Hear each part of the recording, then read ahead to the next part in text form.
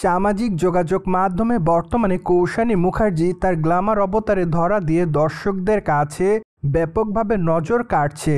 কেননা সম্প্রতি অবশ্য তাকে ব্ল্যাক কালারের শাড়িতে দেখা যাচ্ছে।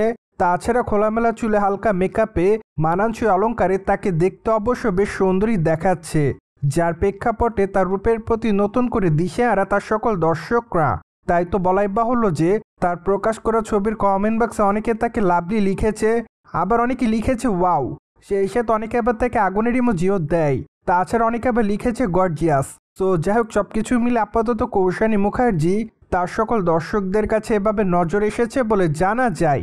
অন্যদিকে আপনারা সকলে জানেন যে টলিগঞ্জের প্রথম সারি তারকাদের মধ্যে অন্যতম কৌশানী মুখার্জি। তাছাড়া এই তারকা তার কেরিয়ার এরই মধ্যে একাধিক চলচ্চিত্র উপহার দিয়েছে। তাই তো বলাই বাহুল্য যে তিনি তার অভিনয় গুণে তার দর্শকদের কাছে আলোচনায় থাকেন সর্বদাই। বাই দ্য ওয়ে, তারকাকে সর্বশেষ অবশ্য অভিনয় করতে দেখা যায় কিল বিল সোসাইটি চলচ্চিত্রে। চলচ্চিত্রটিতে অবশ্য পরমব্রতর বিপরীত অভিনয় করতে দেখা যায় তাকে।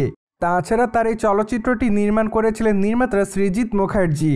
যদিও চলচ্চিত্রের পর্দায় নায়িকার চরিত্রটি খুবই গুরুত্বপূর্ণ ছিল।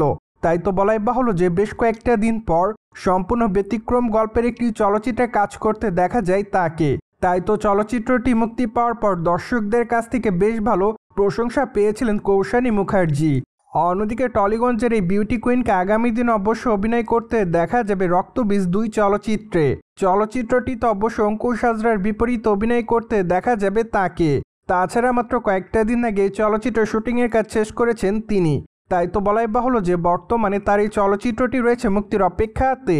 যদিও চলচ্চিত্রটি অবশ্য দুর্গাপূজা উপলক্ষে গোটা কলকাতাতে মুক্তি দেওয়া হবে, যার প্রেক্ষাপটে আপাতত তাদের সকল দর্শকরা তাদের এই চলচ্চিত্রটি দেখার জন্য অপেক্ষাতে।